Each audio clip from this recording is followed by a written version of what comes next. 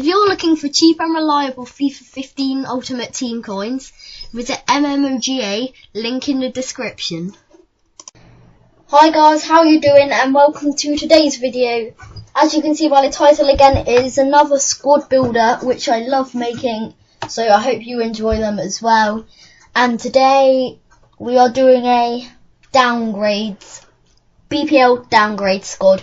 Basically players that have been playing awful deserve their ratings to be dropped down lower than they originally are. So we're going to start off already with the goalkeeper, and in fact that actually is an Aston Villa player, and we're going to get their normal versions just because we don't, if they have informs, we still don't want their informs. So yeah, in goal we have Guzan. He's been having a shocker of a season. I don't think he's not in good form. They should be using Shay Given more often than Guzan. Guzan's being used a lot in the Premier League, but he's not saving anything. He's not keeping any clean sheets. He just compared to last season, he's just been totally destroyed really by strikers. Anyway, at right centre back we've got a Liverpool player. There could have been several Liverpool players I've put in this squad today, but I'm not going to use too many because I don't want to pick on them. But anyway, yeah, so back to Lovren. I don't know what's wrong with him. I don't know whether he's been injured all season or something, or whether Brendan Rodgers has actually realised that he's rubbish. But anyway, I don't have a clue what's going on with him. He had such a good chance on penalties. Liverpool were in the Europa League. They went to penalties against Besiktas, and it was 1-1 on aggregate. So it went to penalties. Lovren stepped up. Besiktas, it was 5-4 to them. If Lovren didn't score the penalty, Liverpool were out. Steven Gerrard would cry to his mum and stuff like that. Yeah, and yeah, so Lovren steps up and just hoofs the ball over the goal. I mean, it's such a retarded penalty. I can't see him doing any worse. I could have done better. I mean, yeah. But anyway, yeah, so he's had a shocker of a season so far.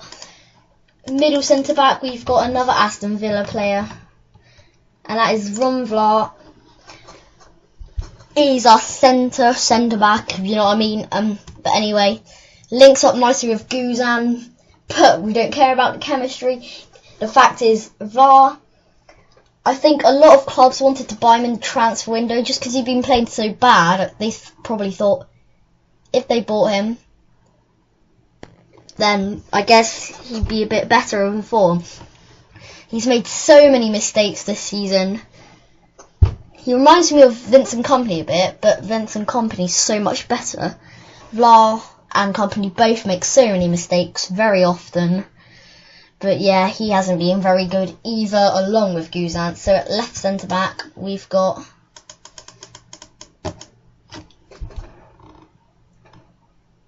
we've got Mertesacker. I just had to think for a bit there. Per Mertesacker. Now, although he's ATC rated, which is pretty high for this game, he's been dreadful. Well, at the height of him, the height of this player, you expect lots for him. Look, he's got 87 defending. His work ethic is medium, as you can see here. Apparently it's medium. It should be like low, because he looks like he doesn't try. Apparently he's got 90 strength when he gets like outstrengthed by Aguero and midgets like that. He's got 87 interceptions on the game. Nothing like that. He's got, where's his jumping? He's got reactions 85. Look at the height of him. He's 6'6", and he can't even win any headers. So that is why we have him in the team. He's been rubbish again. And this weekend, Arsenal played against Everton, and I don't blame Arsene Wenger for replacing Mertesacker with Gabriel, just because he's been dreadful. He can't win headers, and he's so cool, he should be. But anyway, to our right CDM now, we've got one of Liverpool's rivals. We've got Everton player through Gareth Barry. Now, he started, or last season last season he was amazing. That's why he's got 80 rated on this game. He was amazing for Everton, making so many vital tackles, a lot of goals created and assists, stuff like that. But this season he's been a total flop. I don't know what's wrong with him, but he's been getting so many yellow cards, so many red cards, losing the ball everywhere, making mistakes like blah. It's just dreadful. I can't explain how bad he's been. So yeah, that is why he's in the team. I'm going to go a little bit quicker now. So left CDM. We've got a player that's hardly been used at all, and I don't blame the manager. That is Harry Redknapp, although he's been sacked. For QPR, the CDM through Sandro. Right, so I do know Sandro's a bit of a rough man. He doesn't get on with managers whatsoever. Whenever he gets a new manager, he just argues with them, disobedient. He just can't do what the manager says. So that's why he's there. He's good at long range shooting, but on the game apparently not. QPR have used him about twice, I think, this whole season. He's been absolutely awful, and managers sell him to other clubs who then get him as a total flop as well. They realise he's rubbish. So yeah, that is not good either. But at left mid, yeah, so moving on to left mid, we've got a right mid, just because I couldn't think of any left mids. And that is Hatton Ben Arthur. Right, this player has so many clubs just sell him. They don't want him. He's rubbish. I've just got to say that. He's rubbish. Last season he's so OP on the game. But last season he was alright for Newcastle. I think he was pretty decent actually. But ever since he moved to Hull, he's been awful. I think he got sold to Hull this season actually, and he moved to another club, I don't know. And I think it's a French team tried to buy him. But this is an interesting fact, you know. Players are only allowed to be at their clubs, well, 2 different clubs a season. And now he's just stuck at Hull because he can't move to that French club that he wants to go to. And he's just stuck on the reserve sheet, can't get any form going. So I don't blame him for that. But anyway, at right midfielder, I've got Aidan McGeady. Right, so this guy is supposed to be one of Everton's, I would say, heroes, or like best players. Look, 89 pace. In real life, it looks like he's got about 65, yeah, around there. It's just ridiculous. He's got 5-star skill moves on the team, well, on the game, and in real life it looks like 3. And he's hardly been used, and I understand because Kevin Morales has been so good compared to him, and I'm not surprised he will get sold at one point, maybe at the end of the season. But anyway, on to Cam now, and we have got a striker, and that is Emmanuel Adebayor. So here he is. Oh yeah, here's a player that I haven't actually used. We've got Adel Taarabt. He's been unfit. He's not even fit enough to play a match of football. That's how bad he is. So yeah, but that is not actually the player I've decided to use. Is Emmanuel Adebayor. Let's changing to a Cam. There we go. But anyway, so this boy, he's been having a shocker of a season. Harry Kane absolutely humiliating Adebayor. I think the poor lad should actually be just transferred away to another club. Tottenham don't want him, no one want him, and Roberto Soldado is on the subs, which we'll come to after the squad's built.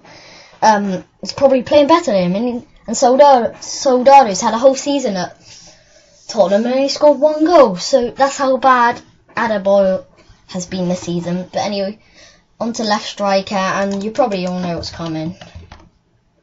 It is, in fact, Mario Balotelli.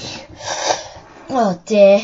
A bit like Sandro, actually. Balotelli although he moved to Liverpool, like everyone was like, oh whoa, this is going to be interesting. It isn't interesting. All that happens is Balotelli just can't score.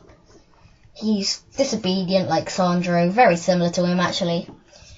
Most managers hate Balotelli. In fact, Balotelli did actually score a goal against Spurs.